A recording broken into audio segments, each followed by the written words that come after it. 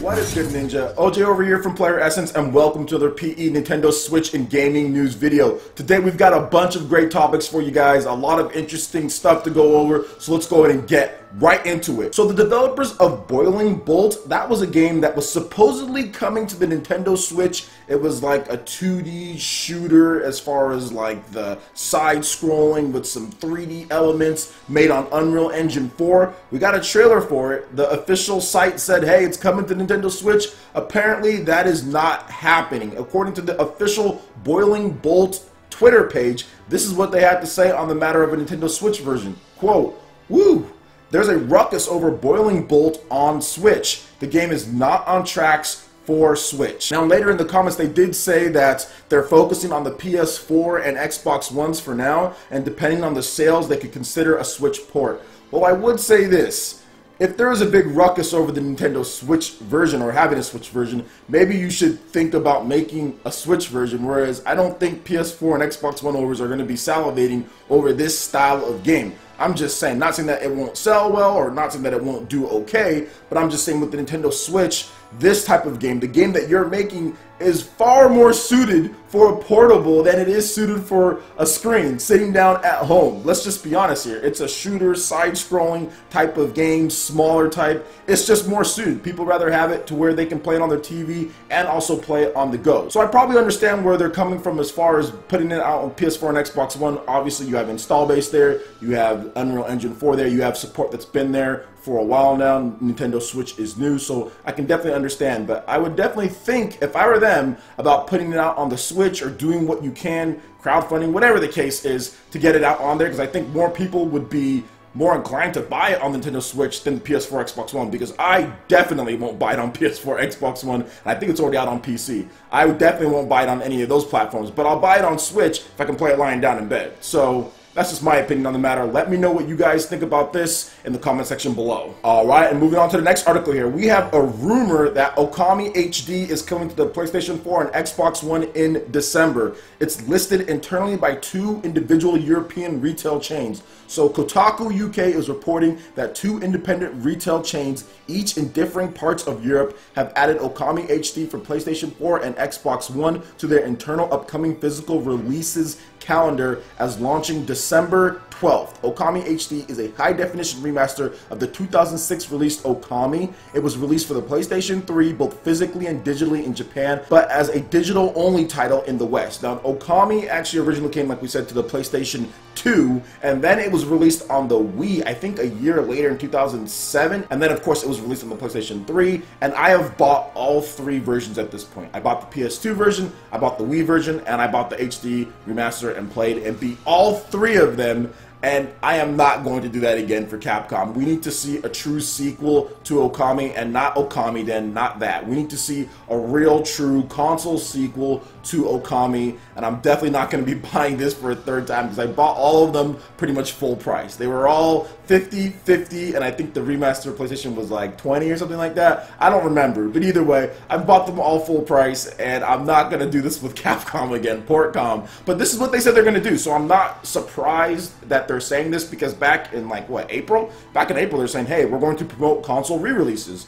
And they have a large catalog of re-releases that they can do. Now, if they did something like Beautiful Joe HD, where you get Beautiful Joe 1 and Beautiful Joe 2 in HD, then I would probably support that, because they haven't been re-releasing the same game over and over. I think they've only had, what, PlayStation 2, GameCube, and that's pretty much it. I'm not even sure if it's on like Xbox Live or PSN or anything like that. So I would be totally down for a re-release of that, because they haven't been doing it over and over like they've already done with Okami. And there's already an HD version out there, so it's just going to be the same thing, but on PS4 and Xbox One. But we'll see how it turns out, and we'll see if this is actually even true, because it is still a rumor. But these type of things are usually pretty solid, especially when it comes to these European retail chain listings. They usually get them right, so I would think that this is probably going to happen. So what do you guys think about this here? Are you guys going to be picking it up? Would you want a Switch version if they were to announce one, or if it was to come later down the line? Let me know in the comment section below. Alright, so I've been holding off talking about this topic because I just didn't want to rustle any feathers as far as very close to the source article, because this was written on August 12th, and it's an article from Gaming Bolt, and here's the headline for the article, and it says the Nintendo Switch will have more exclusives in 9 months than the Xbox One has had in all of 2016 and 2017 put together. They talk about an in-depth analysis of the Xbox dire exclusive situation highlighted via an unflattering comparison. So let's get into this article here first, then I'll talk about it, because there's definitely some asterisks that we have to put in order for this article to be, I don't know, like to be fair. So let's go ahead and get into it here. I've been screaming myself hoarse with this thing for a while now, but the Xbox One exclusive situation is extremely dire. I've talked about it at length multiple times before. Microsoft's situation with first-party investment in big-budget exclusives for the Xbox One has never been worse than it is right now. The situation looks especially egregious since Microsoft is on the cusp of launching new hardware. However, nothing highlights the severity of the situation, as well as the realization that in the first 9 months on the market, from March 3rd, 2017 to December 31st, 2017, the Nintendo Switch will end up with more big-budget retail exclusives than the Xbox One in all of 2016 and 2017 put together. Somehow, in 9 months, the Switch will end up with more big-budget retail exclusives on the market than 2 years of the Xbox One. The situation is especially troubling since both of these 2 years have been promised by Xbox boss Phil Spencer that Xbox will have the strongest lineup yet. For 2016 and 2017, the exclusive retail game tally for the Xbox One and Nintendo Switch looks as follows. Xbox One, we have Forza Horizon 3, Gears of War, Quantum Break, ReCore, Dead Rising 4, Halo Wars 2, Crackdown 3, Super Lucky's Tale, and Forza Motorsport 7. Now for the Nintendo Switch, we have The Legend of Zelda Breath of the Wild, 1-2 Switch, Mario Kart 8 Deluxe, ARMS, Splatoon 2, Mario Cross Rabbids Kingdom Battle, Pokken Tournament DX, Super Mario Odyssey, Fire Emblem Warriors, Xenoblade Chronicles 2. Now, I already see some counterpoints presumably being raised as objections to this, so let's address them one by one. First off, yes, the Switch list has games like Legend of Zelda Breath of the Wild, Mario Kart 8 Deluxe, and Pokken Tournament DX, all of which are available on the Wii U too. However, if we were to remove games from the Switch list for also being on the Wii U, we would concurrently have to remove games from the Xbox One list for being on the PC. In which case, we would be left with literally no games on the Xbox One list, and 6 on the Switch list. True exclusivity is really not an argument that favors the Xbox One at the present. Yes, the Switch list has 1-2 Switch, which is a pretty mediocre title, but it is no more mediocre than something like ReCore on the Xbox One list. I disagree with that, but hey, we'll continue on here. Both are comparable Metascore ratings, with 1-2 Switch having a 58 and ReCore having a 63. Okay, that's fair if you're going to do it that way. All of this is before we parse these lists on other factors. The Switch list has, on average, higher selling exclusives, the Switch list has a higher average Metascore, and the Switch list has more genre variety, 9 genres represented, than the Xbox One list does have 5 genres represented. No matter how you attempt to parse the argument, you end up faced with the inescapable conclusion that the Nintendo Switch in 9 months will show up the last 2 years of the Xbox One exclusive lineup entirely. It is a bit troubling, but it is inexplicable as to how Microsoft's exclusive situation has gotten this bad. So he actually writes a lot more. This is a big article. There's a ton of more stuff here. And let me just say this right now. If you were to go to this article on Gaming Bolt, do not go to the comment section. It is an absolute war zone there because people are bringing up all sorts of counter arguments that he already shut down, you know. And I think the biggest thing where I can say, like, objection, I can have my, you know, ace attorney hat is okay, well, like Microsoft third party, right? That's the thing. Microsoft has these big budget third party that the Nintendo Switch just doesn't have at this point. The Nintendo Switch has third party games, but they don't have all of the big third party exclusives that Microsoft has, and I guess that would be somewhat of a valid point, but this list is talking about exclusives. They're talking particularly about exclusives and how exclusives do matter in this industry.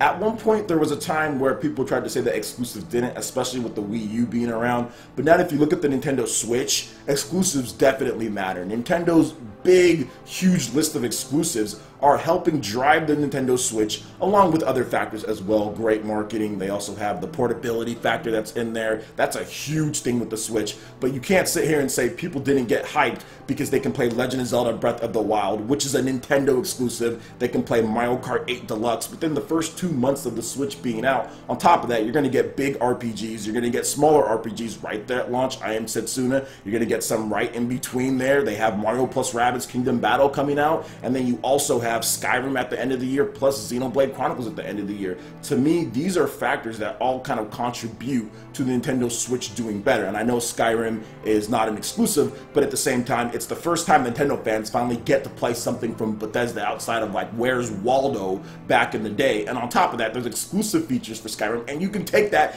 anywhere you want. Look guys, I love Skyrim and all, but I didn't buy Skyrim Remastered on the PlayStation 4 because I know I wouldn't have had the time to play Skyrim Remastered on the PlayStation 4 because I have to sit in front of my TV in my game room and play it, whereas with the Nintendo Switch, I can play it for a couple minutes lying down in bed in the other room. So I think all of that kind of factors in, and as the Switch gets better as far as the sales and everything, you're going to see more third-party developers jump in. But that's the biggest argument that I'm seeing is the whole third-party thing, but people are really upset about this one. But like I said before, exclusives matter. If you look at the grand scheme of things, the Nintendo Switch and the PlayStation 4, they have more exclusives than Microsoft. And Microsoft, as of this point, in terms of sales go, Microsoft is in third place. As far as year-to-date sales since the Nintendo Switch is launched, the Nintendo Switch has been outselling the Xbox One, and it's going to continue doing so because of its exclusives, because of the type of system that it is. Now, we do have the Xbox One X coming out, but that is $500, and we do know that $500 systems generally don't do very well